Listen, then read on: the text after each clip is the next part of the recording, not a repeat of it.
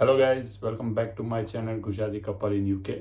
तो बेसिकली अगर आप यूके में रहते हो या यूके आने का प्लान कर रहे हो तो दो चीज़ों से आपसे यूज टू हो जाना है। एक तो वेदर और एक गवर्नमेंट रूल्स।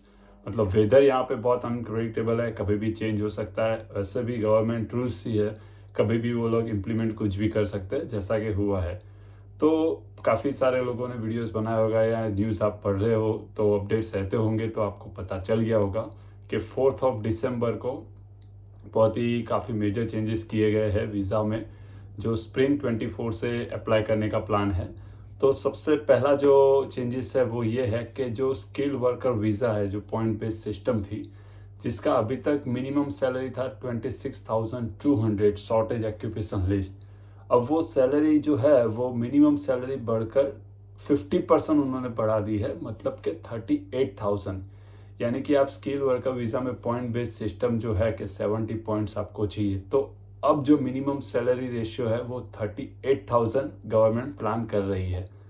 सेकंड जो है कि केयर होम वर्कर वीज़ा, जो अब तक कैरियर वीज़ा था जिसमें डिपेंडेंट्स आप ला सकते थे, तो गवर्नमेंट्स प्लान कर रही है कि केयर होम वर्कर वीज़ा जो है उसमें डिपेंडेंट्स नहीं ला पाएंगे, क्योंकि अभी जो लास्ट है सितंबर 2023 तक जो केयर होम 1,20,000 या 1,10,000, एग्जैक्ट फिगर्स मुझे आइडिया नहीं है, मैं लिंक डिस्क्रिप्शन में मेंशन कर दूंगा, जो गवर्नमेंट.uk ऑफिशियल वेबसाइट में मेंशन की गई है। तो उनका मानना यह है कि जो भी डिपेंडेंट आए हैं वो ज़्यादातर वर्क नहीं कर रहे हैं, मतलब कि वो जो पब्लिक जो सर्विस है उस पर एक बर्डन जैसा हो रहा है। तो स्पेसिफिकली ये रूल्स भी अप्लाई कर रहे हैं कि केयर होम्स वीज़ा में आप डिपेंडेंट्स नहीं ला पाओगे। थर्ड जो मेजर अपडेट्स है वो स्टूडेंट्स के लिए है कि लाइक स्टूडेंट्स जो डिपेंडेंट्स ला सकते थे, वो पहले भी प्रपोजल रखा गया था, वो इम्प्लीमेंट सब होने वाला है कि स्टूडेंट्स और डिपेंडेंट तभी ला पाएंगे जब उनके पास जो कोर्स होगा वो रिसर्च बेस्ड पीएचडी कोर्स होगा। यानी कि आप रिसर्च बेस्ड पीएचडी कर रहे हो तब आप अपने डिपेंडेंट्स को ब्रिंग कर सकते हो। और फोर्थ जो अपडेट्स किया गया है वो फैमिली वीज़ा है कि 2012 तक फैमिली वीज़ा 18,000 सैलरी थ्रेशोल्ड था, उसके बाद 2012 के बाद कोई चेंजेस नहीं था। अब वो भी चेंजेस होके हाइक होके हो गया है 38,000 मिनिमम सैलरी रेशियो। यानी कि 38,000 आपका सैलरी होना चाहिए, तब आप डिपेंडेंट्स या फैमिली वीज़ा में किसी को यहाँ पे बुला सकते हो। तो बेसिकली मैंने जो 4 चेंजेस आपको न्यूज़ अपडेट्स जो 4 दिसंबर को आई, वो 4 अपडेट्स जो है वो किन किन लोगों को अप्लाई हो सकती है। पहले तो उन लोगों को अप्लाई हो सकती है जो स्किल वर्कर वीज़ा में आने का प्लान कर रहे हैं या जो next year skill worker visa apply करने का प्लान करें। सेकंड जो है वो जो कैरियर में वीज़ा लेने का प्लान करें या कैरियर में आने का प्लान करें फैमिली के साथ या डिपेंडेंट के साथ, उनको ही अप्लाई होने वाला है। थर्ड जो अपडेट्स है वो मैंने जिस तरह से आपको बताया कि स्टूडेंट्स जो अभी तक डिपेंडेंट्स ला सकते थे उनके लिए ये बहुत ही बड़ा बैड न्यूज़ है कि अब वो डिपेंडेंट लाना चाहते हैं तो पीएचडी कोर्स या मैंने जिस तरह से बताया आपको कि रिसर्च बेस्ड कोर्स आपका होगा तभी आप डिपेंडेंट्स को ला सकोगे। और फैमिली वीज़ा यानी कि जो यहाँ पे सेटल है, प्री सेटल है, उनको अगर किसी को बुलाना है तो उनका मिनिमम सैलरी रेशियो जो है वो 38,000 same age like point based system किया गया है।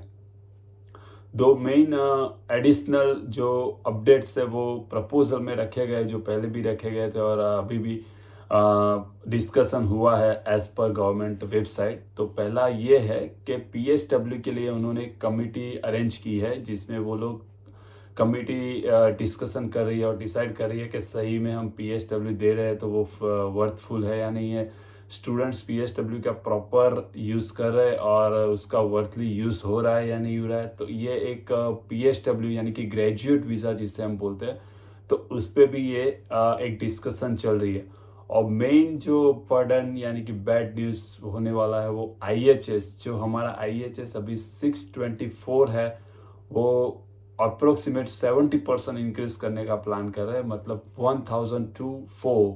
ये भी एक प्रपोजल पहले भी रखा गया था और फिर से बोला गया है।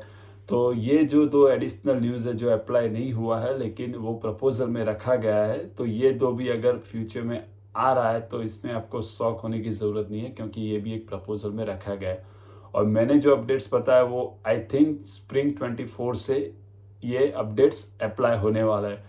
तो मैं सभी को यही सजेस्ट करूँगा कि अगर आप स्किल वर्कर वीज़ा में या स्टूडेंट वीज़ा में या कैरियर वीज़ा में आने वाले हो तो एज सुन एज पॉसिबल अगर आपका होता है तो आप ट्राई कीजिए कि एज सुन एज पॉसिबल हो जाए, क्योंकि यहाँ पे यूके रह के मैं 2 चीज़ बहुत ही अच्छी तरह से सीख गया हूँ मेरे इतने 2 साल के एक्सपीरियंस में। कि एक, यहाँ पे आपको वेदर कभी भी प्रिडिक्ट नहीं कर सकते। जैसे मैंने वीडियो स्टार्टिंग में बताया कि वेदर अभी ठंड है तो कभी भी बारिश हो सकती है, सब 5 मिनट के बाद शायद कुछ भी हो सकता है। इसी तरह से यहाँ पे गवर्नमेंट रूल्स जो है इमिग्रेशंस के लिए यानी कि वीज़ाज़ के लिए बहुत ही फास्ट चेंज होते हैं। मतलब अब कल कुछ और न्यूज़ था और 1 वीक के बाद कुछ और न्यूज़ हो सकता है। वो पॉजिटिव भी हो सकता है, वो नेगेटिव भी हो सकता है।